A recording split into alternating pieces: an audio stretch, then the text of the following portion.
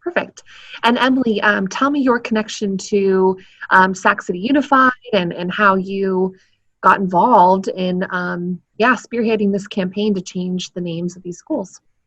My daughters went to Sutter Middle School. They're older now, so it's been years since they've been there. But, we all pass by Sutter Middle School all the time. It's right in the middle of town. And when the statue came down, I was like, wait, it just kind of made me think, wait, why is Sutter Middle School still named Sutter Middle School? And why are, these kids still have this horrible name associated with where they go to school? So then I just did a bunch of research and got more and more horrified with the more I read, and then just got my phone out and started a change.org petition and just kind of went rolling from there. The board's been very responsive. Yeah, tell me about that process of what the change.org did for you, and how many people were supporting your idea. Just tell me about that process. Yeah, that was super exciting because I just started it and kind of wrote a little paragraph about why John Sutter was not necessarily the best person that should have a school named after them. And it just started rolling. And, in a matter of like a couple of weeks, I had hundreds of signatures. And of course, like so many other movements right now, I was inspired by the Black Lives Matter movement.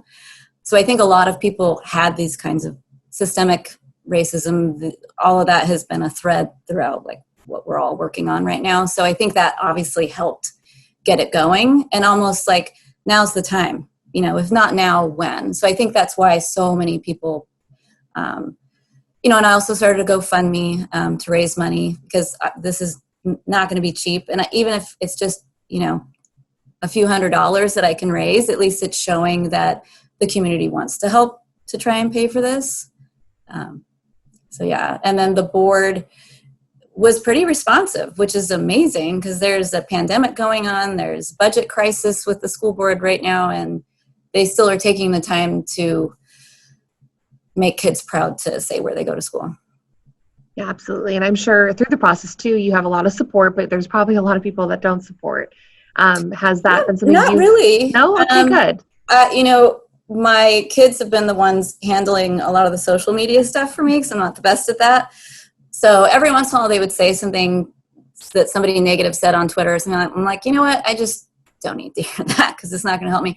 But as far as my interactions, I really haven't had a lot of pushback. Now, who knows? Maybe now that it's on the agenda and it's really rolling, maybe we will start to get that. But, and I know that changing names of schools and tearing statues down, that's not going to end racism in our country, but at least it'll chip at that foundation of systemic racism that the system's built on. So anything we can do can help. I mean, what teacher wants to explain to their students when they ask, who's Peter Burnett or who's John Sutter? Who wants to say, oh, Peter Burnett had slaves and wanted to get rid of all California Indians? Who wants to say that? So we're just going to keep whitewashing it, So I think the time for that is over. So now that things are moving, the process is going forward, a board committee will be formed to change the names. Have you thought about, you're going to obviously be part of this process probably until the very end. So have you thought about what you would want Sutter Middle School to be named? I have, and there's lots of ideas that lots of people have been rattling around. A local tribe that lived in the area would be wonderful. It doesn't even have to be someone local. We've got Abraham Lincoln, Albert Einstein Middle School. It could be Sojourner Truth or Harriet Tubman, or, there's so many wonderful former teachers from Sutter Middle School or teachers who are there now. We've got women are really underrepresented in schools being named. What about former Mayor Ann Rudin? There's just, we could go on and on. People who've never been recognized, who this could be the way that people learn about who they are. So yeah, I would hope a person of color or a woman or both would be nice. But it definitely shouldn't be, I want to be on the board, but I don't know the perfect name, but I'm sure lots of community members have some ideas. And so I think it's supposed to be around almost 30 people would be on this board. And I just looked at the agenda. It says there's going to be a presentation and discussion. Are you presenting tonight? I submitted a public comment that will be Got it. read. So virtually I'll be participating. Good. So yeah. Awesome. Yeah, so I think this is really interesting and super great that you were able to, come up with this idea on your own and they're responding.